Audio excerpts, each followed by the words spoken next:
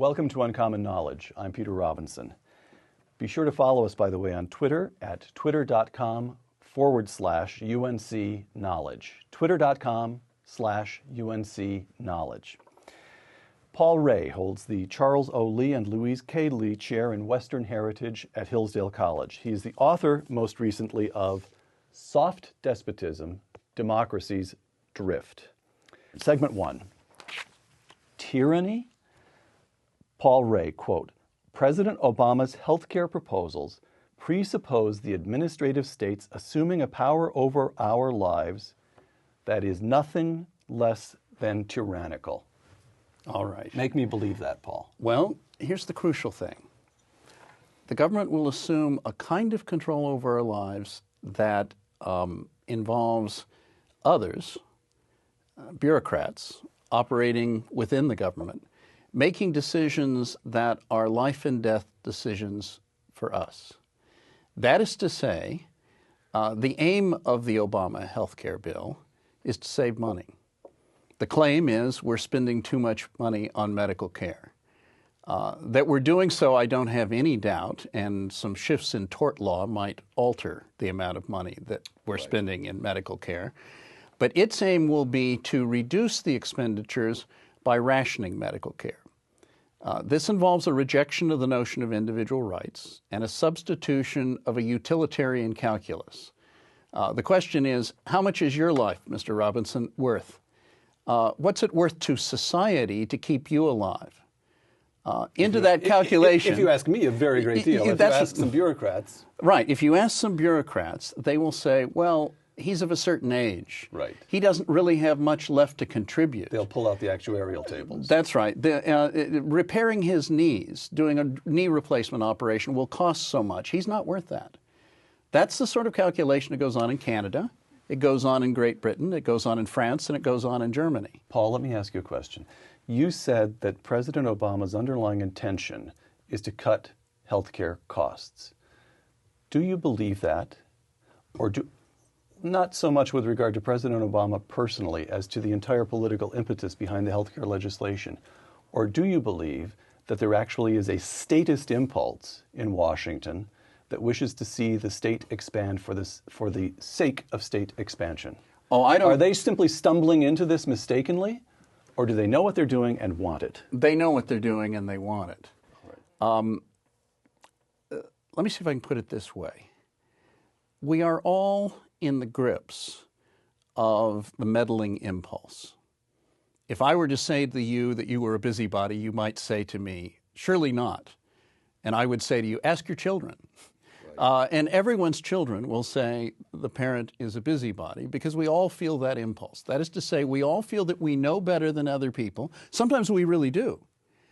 The more educated people become, when you give them PhDs, the more expertise they have, the more you have inflated their sense of the right to interfere in the lives of other people. So the progressive impulse goes back to the 1870s and the 1880s and the establishment of major research universities on the German model in the United States. The function of these institutions is to produce people who can successfully meddle in other people's lives. And in Barack Obama, we have the representative of that class. Yes, the perfect representative exactly, of that class. who is a full and complete product of the faculty aspirations at Columbia University and Harvard Law School. That's exactly right. All right. Now, you make frequent use of Alexis de Tocqueville. In your book, Soft Despotism, you make frequent use of Alexis de Tocqueville's phrase, soft despotism. What does it mean? Why is it relevant? Why do you bring that particular phrase to bear again and again in your writings on the current moment? Soft despotism is, from Tocqueville's perspective, a new species of despotism. The phrase despotism becomes a common phrase because of Montesquieu. And from his perspective, what he means by despotism is what he sees in China, what he sees in the Ottoman Empire, Montesquieu which is writing 1748. A full, not quite a century ahead of Tocqueville. Of Tocqueville. And he's a man who visits England and sees the future and sees that it's that it works just exactly the way Tocqueville does 100 years later when he comes to the United States. So he sees the emergence of individual rights and a democratic system in England. A liberal, commercial, religiously tolerant system based upon the separation of powers, allowing one to have something like a republic on an extended territory without it descending into despotism the way ancient Rome did. Right. So something great and glorious has happened in England. And its effect is that Louis XIV lost wars when Montesquieu was a young man. And he comes up with a political typology into republics, monarchies, and despotisms. And monarchies are governments where you have a king, but his power is limited in one fashion or another, usually by a nobility. Despotism is unlimited power. And these operate on the basis of psychological principles. What drives a despotism is terror. What drives a monarchy is the sense of honor, the love of honor. It elicits a certain kind of behavior from people. What's required in a republic is virtue.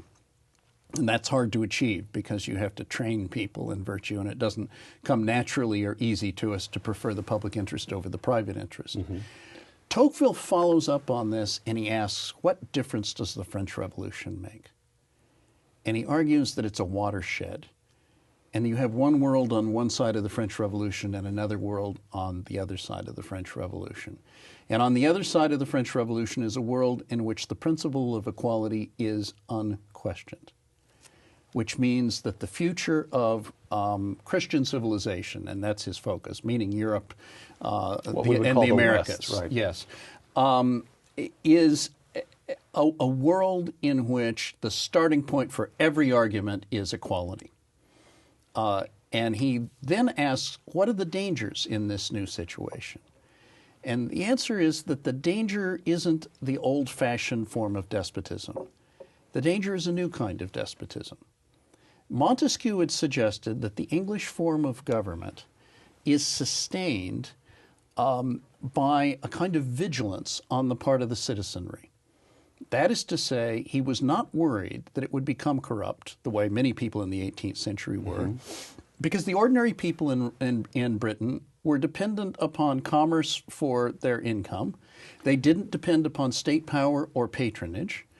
And if they didn't like what was going on in Parliament, they would shake it up, and they would throw the rascals out. And soft despotism, to get to the soft despotism definition, comes, Tocqueville thinks, when very gradually, within a liberal democratic polity, the government offers a helping hand to people.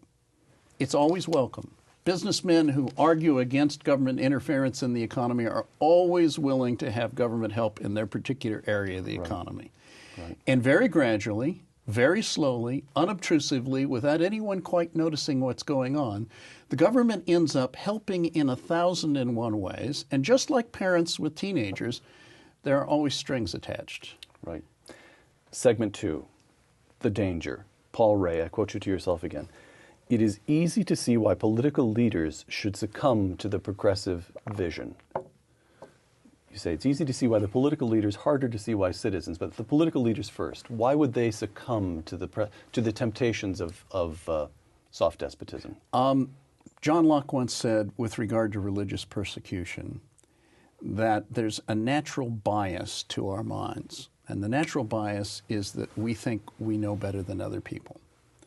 The better educated people are, the stronger that bias is in them. It gets inflated in character. So the tyrannical impulse, the desire to run other people's lives, for their benefit, of course, is there in all of us. It's especially visible in parents, and it's a good thing in parents. It keeps their children in line. It is much resented, and that's also a good thing. But it can be transferred into the larger world very easily. That's easy to explain. It's easy to explain the nanny state because there's a nanny inside every one of us.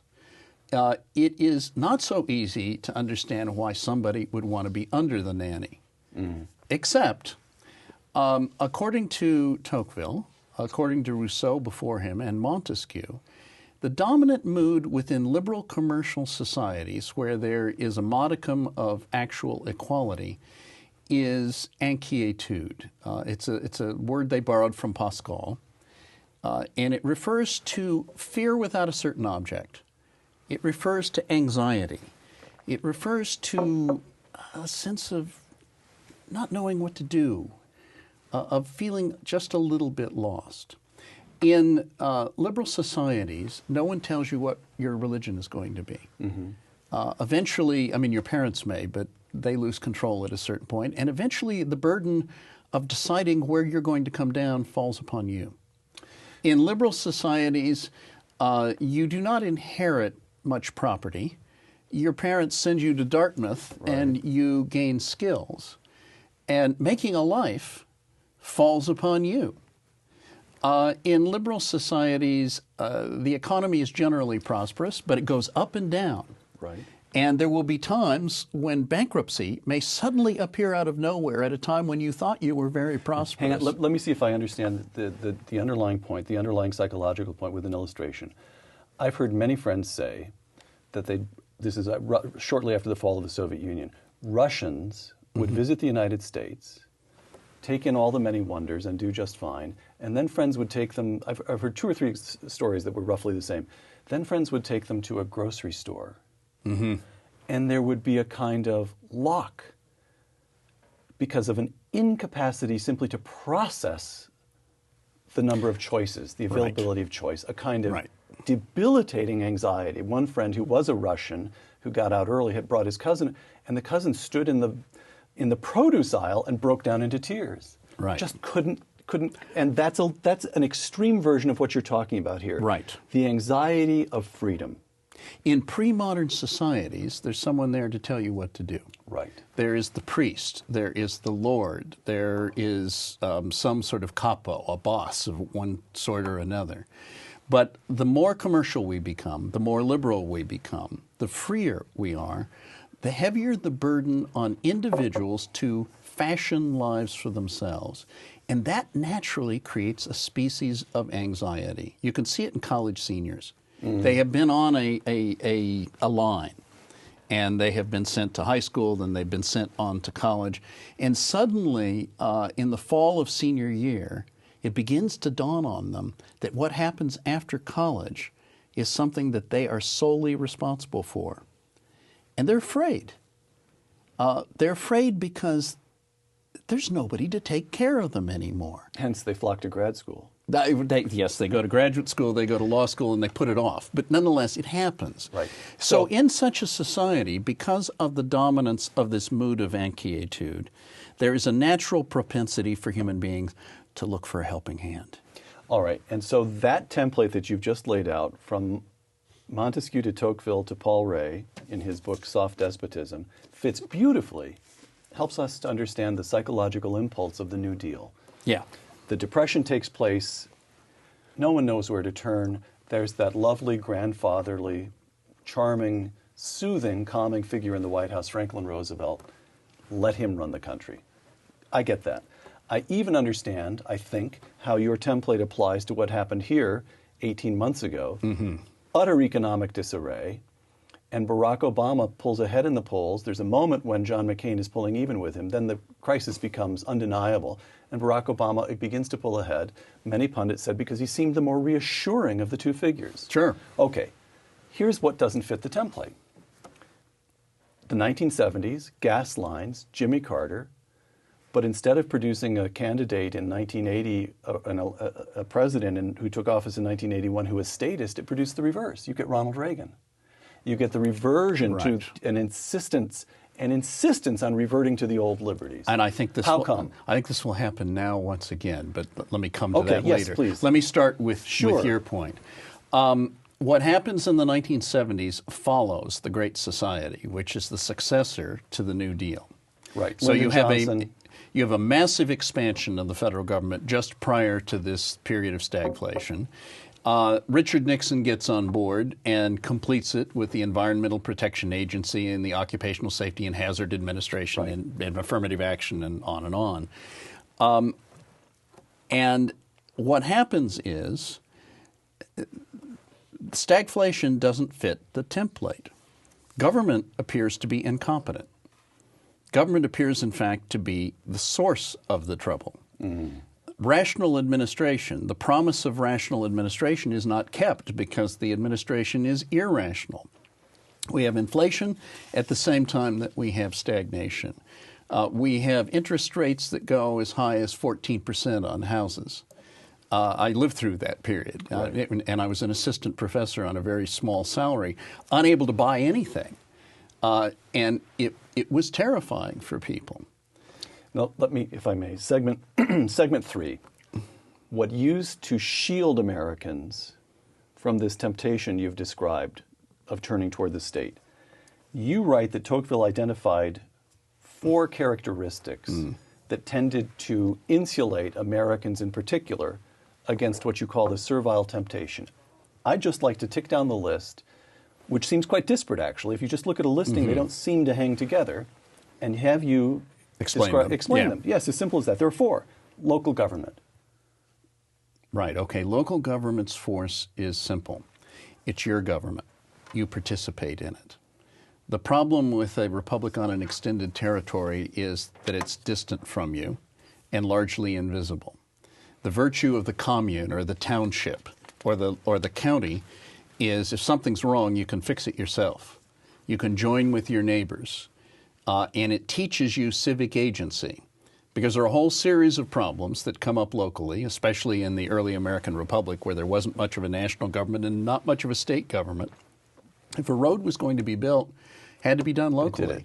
If a hospital was needed, you had to get together with your fellow citizens and build it. If a school needed to be built, you can just go down the list. Okay, what happens is it quiets inquietude. And it quiets inquietude because you're not anxious. You know how to do these things. You know how to do these things because you grew up doing them in your township. And that brings me to the second thing on your list, I suspect, which is civic association. Exactly, right. Right. The thing that Tocqueville noticed when he came to the United States that was unheard of and unthinkable in France Tocqueville to this very day. 1830s. Yeah, the early 1830s.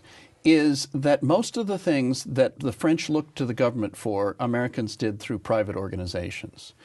It was his belief that they learned what he called the art of association through participation in local self-government. That is to say, the existence of these townships taught them how to cooperate with other people. And they were then able to do this and bypass the government altogether and build a road, bypass the government altogether and build a school or a hospital or a poorhouse or something along those lines. People actually develop a specific set of skills at addressing anxieties through concrete collective action. Right. And so they see themselves, instead of being passive, and instead of being victims, they see themselves as agents. Yes, there are problems. We faced this sort of problem before. We know how to deal with it. We will pull ourselves together and deal with it. So the fundamental difference between a citizen and a peasant, or between a citizen and a client of the state, or a citizen and a subject, or a subject, is agency. And the French didn't have that. They had no local self-government. The mayors were appointed by the prefects. They didn't elect any local officials.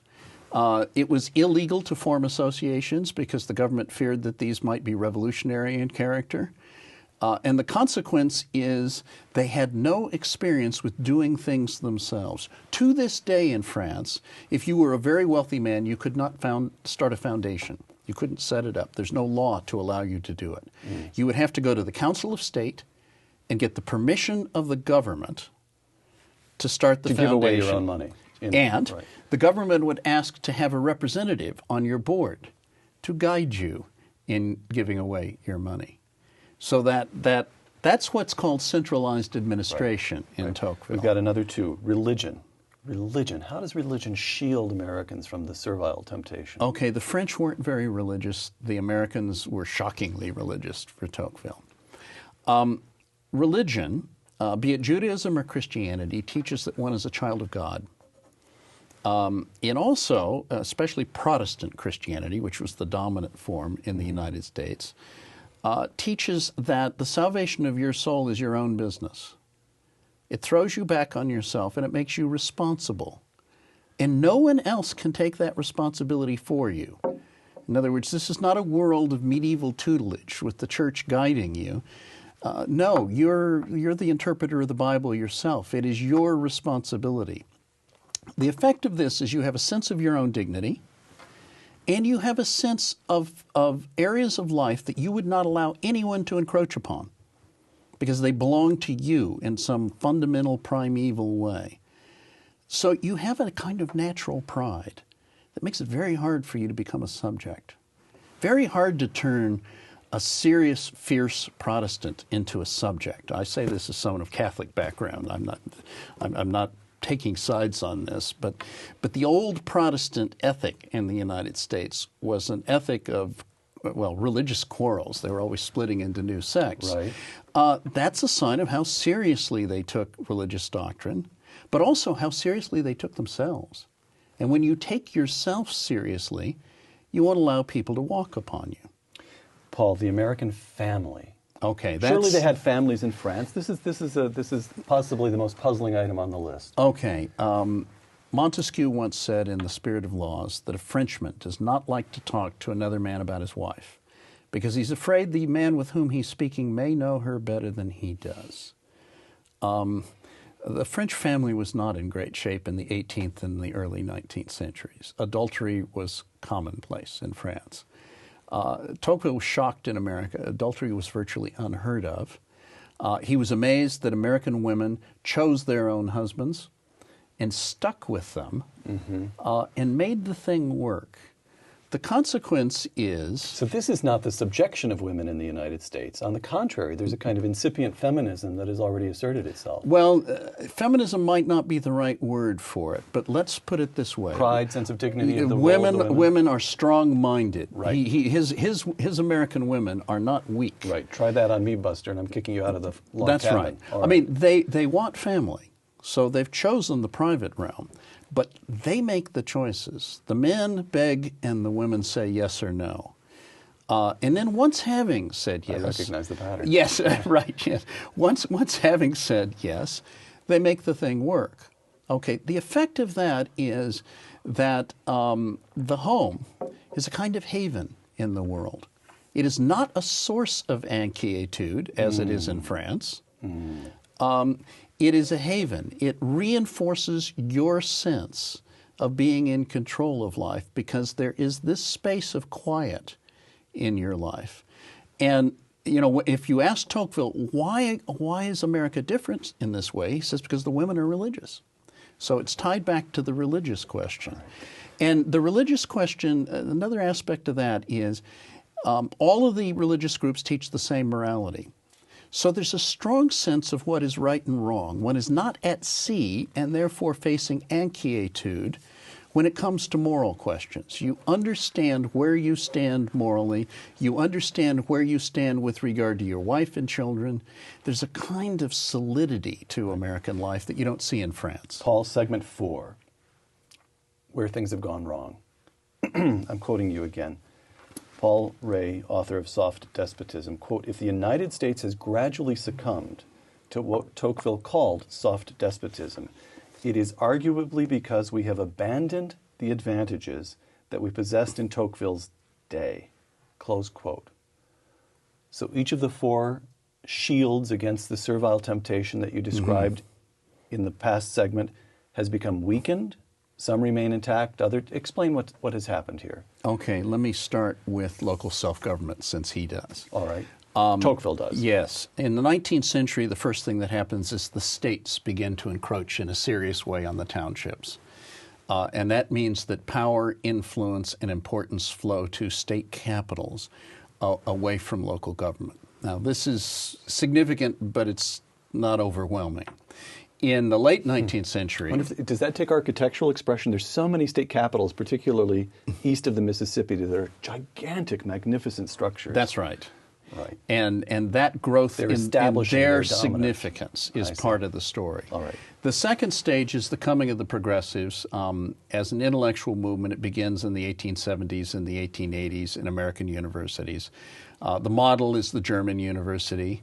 The inspiration is Hegel's phenomenology of right. It means moving away from the idea of individual rights towards a notion of a collective good that is represented by the civil service, who are to be trained at the University of Wisconsin and the University of Michigan and Johns Hopkins University and so forth. This becomes a force in the 20th century. It begins with Woodrow Wilson in 1912 and the beginning of rational administration and the experimentation during World War I with that. It becomes very big with the New Deal and much larger with the Great Society and the follow-up by Nixon. The consequence is local government and even state government is subsumed under national government. And the way it works is the national government provides grants. And those grants are conditional upon the state government, the local government, the city council, the school board, meeting all sorts of mandates that are laid down as a condition for receiving this money. And it extends into the private realm as well. My favorite example is the Buckley Amendment, authored by James Buckley, senator from New York, a libertarian. Even libertarians are busybodies, is the point that I like to make. He apparently was unhappy when he was in college because the school sent his grades home to his parents. And so he inserted in an educational bill a rule that if you took one dime of money from the federal government through student loans or the Veterans Administration, the GI Bill, or something along those lines, you had to honor the privacy of 18-year-olds and not communicate with their parents concerning their well-being. I was once teaching at the University of Tulsa, and I had a freshman honors course, and I had a student show up the first day, and then he showed up a month later. I thought he'd dropped, but apparently he hadn't dropped. And I called the dean's office, and I said, something's wrong. They looked into it. They found that he was living in a fraternity surrounded by whiskey bottles. He'd become a binge alcoholic. Legally, they couldn't call his parents because of the meddling Senator Buckley. I teach at Hillsdale College. We don't take that money and we communicate with parents. Now, look, my simple point is this. Prior to the Buckley Amendments, colleges had an element of autonomy, self-governance, discretion, deciding what was morally right and what was morally wrong themselves, that was taken away from them by the Buckley Amendment. What allowed that to happen was the power that the federal government exercises over any institution that it gives money to. So the consequence is if you were on a school board... To pause on your example for a second, though. It was taken away from them by the Buckley Amendment pursuant to their own inability to resist the government handout. That's right. Right? Yep. Okay, so this, in other words, what I want to get back to is, you described in the previous segment an America in which people would easily have resisted government handouts, would have been puzzled by the notion that the government owed them anything at all. And now we're talking about an America in which the government handout is taken as a matter of course. Yes. What happened? Well, in the 150 years between these two events, you get the New Deal, you get the Great Society, and you get the Nixon administration. That's part of the story. Another part of the story is... The Americans whom Tocqueville saw in the first half of the 19th century being trained, implicitly trained, in civic agency, are now being trained by their own polity in dependence. Yes. All right. Aid to Dependent Children does this, or did it, really on a massive scale. So it's very hard to turn that money down. In other words, the human beings are a fierce lot, and they can stand up to anything but temptation. And the trouble is that the temptations have grown. In my view, the great turning point is 1913, when the 16th and the 17th Amendments are passed. The 16th Amendment legalizes the income tax. Right. And that allows the federal government to have almost unlimited funds. The only limits on the funds it gets are really what we make, but what it's willing to take. The 17th Amendment decouples the federal government from the state governments, provides for direct election of senators rather than their choice by legislatures. When senators are chosen by state houses and state senates, The practical effect is they are beholden to their constituents. They're not going to run roughshod over those same state houses and state senates. And what that meant was that the state governments have a kind of leverage within the federal government that protects state prerogatives and allows federalism to live on and on and on. Segment 5, Recovering Our Liberty. Despite President Obama's attempt at a vast expansion of the federal government, you write, quote, I am quoting Paul Rahe, the author of Soft Despotism, quote, this country is not going to accept a tax regime as onerous as the one that exists in France, close quote. Well, but you have just described a trajectory that leads to exactly that kind of subjection before the federal government. Okay, and I'll tell you why we're not going to get there. And please, I could use a little cheering news, and Paul. why the political moment in which we live is a moment of great, great hope. The welfare state is coming to a crisis. It has built into it the seeds of its own destruction, not just in the United States, but throughout the world.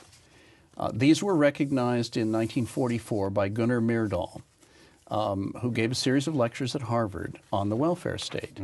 And one of the themes of these lectures was that if you have social insurance, what we call Social Security, you have changed the incentives that govern the conduct of family life. If you were to ask somebody, what did we do before Social Security? And the answer is, we had children. And they looked after us when we grew older. And he predicted in 1944 that everywhere where there was a social insurance arrangement, starting with Bismarck's Germany and moving throughout Europe and the United States by that time, wherever there was Social Security, one of the props that supported families having sizable families was gone. Right. And over time, mores and habits would adjust. It wouldn't happen overnight. You change the incentives and people continue to behave the way they behaved before out of habit. But gradually the habits give way. So the consequence is everywhere in the world now where there is a social insurance regimen, the population rate has fallen.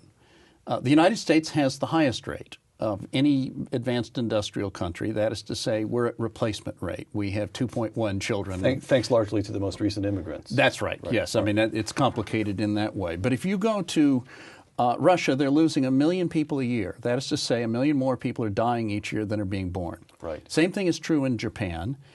China is approaching that. Western Europe it's already baked in the cake. That is to say, the babies haven't been born. And when you get the bulge of my generation, of the baby boom generation, beginning to die off, the population is going to drop precipitously.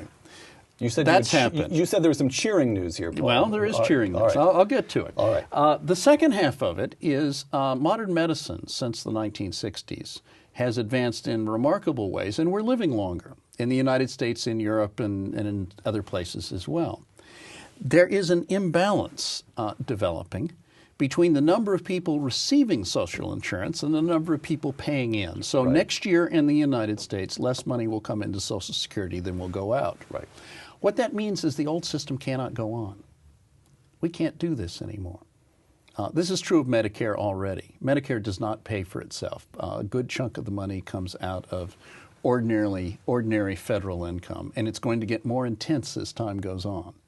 So leave aside what Barack Obama is trying to do. If he did nothing, the whole thing would come apart over the next 10, 15 years. I grant you every word of that, but it does not follow that it will be replaced by a reassertion of the old liberties.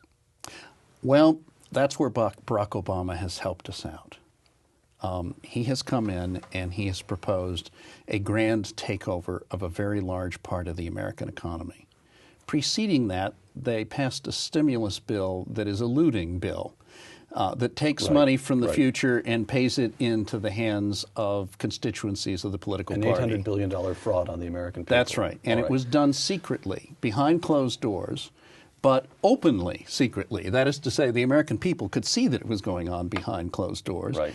And there has been an enormous eruption, the Tea Party movement. I cannot think of anything on this scale that has happened in the United States since the eruption against the Tariff of Abominations in 1828. When Tocqueville came to the United States, he was struck by the capacity of the American people outside of the political parties to organize politically about particular issues and to force the congressman to back off.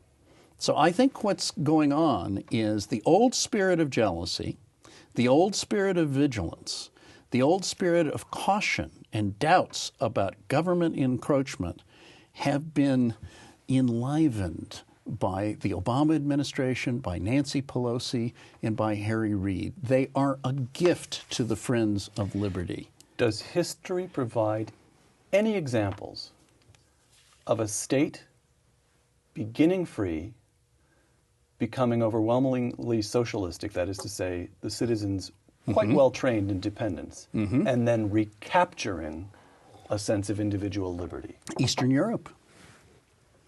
It happened all over Eastern Europe in the wake of 1989, just 20 years ago.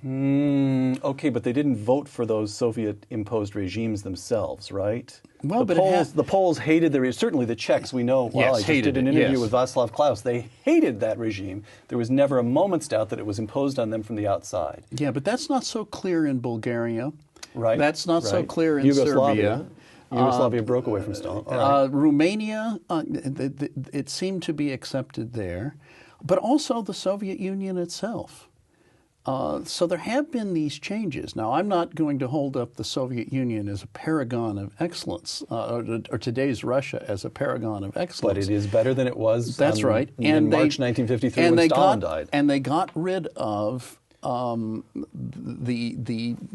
socialist straitjacket that they had. Yeah, that's a critical point. There's something like free markets operating across several sectors of that economy. It's happening in China, step by step. All right. Paul, we're nearly out of time, but I want to do something that I've wanted to see you do. I'm going to read you the last paragraph of Mark Stein's review of Soft Despotism. My. And ask you to tell me in one tight paragraph, as tight as Stein's, why he's mistaken. Quote, he loved the book. Yes. But said, quoting Mark Stein, the story of the Western world since 1945 is that invited to choose between freedom and government security, large numbers of people vote to dump freedom every time. The freedom to make their own decisions about health care, education, property rights, and eventually, as we already see in Europe, Canada, and American campuses, what you're permitted to say and think. Is the shriveling of liberty inevitable? Asks Mark Stein. No, not quite. But it seems like the way to bet. It may be the way to bet, but keep in mind, Mark Stein is Canadian. What a cruel... Yeah, I'm sorry. Fight fair, Paul. Yeah, well, but if you think about it, if he'd been English, he'd have thought of Margaret Thatcher. And if he'd have been American, he'd have thought of Ronald Reagan. And it seems to me that we have something coming, beginning in the congressional elections in 2010, but with the presidential election in 2012, that's going to be shocking to people in this country because there is a movement growing up. As a classicist, a man who has studied political systems as they existed over the last 3 millennia, that you're actually optimistic. I'm optimistic. Absolutely the final question, which was submitted by a viewer by way of Twitter. It's Steve Schaff at Twitter. Quote, can and should a government foster virtue within a democratic society? I think the answer is yes, but the governments that can foster virtue are local governments. All right. There was a division of powers between the federal government and the states and the localities, and moral police was left to the localities. That is conducive to liberty because if you don't like the situation, you can walk. Got it. Paul Rahe of Hillsdale College and the author of Soft Despotism, Democracy's Drift. Thank you very much. Thank you. I'm Peter Robinson for Uncommon Knowledge and the Hoover Institution. Thanks for joining us.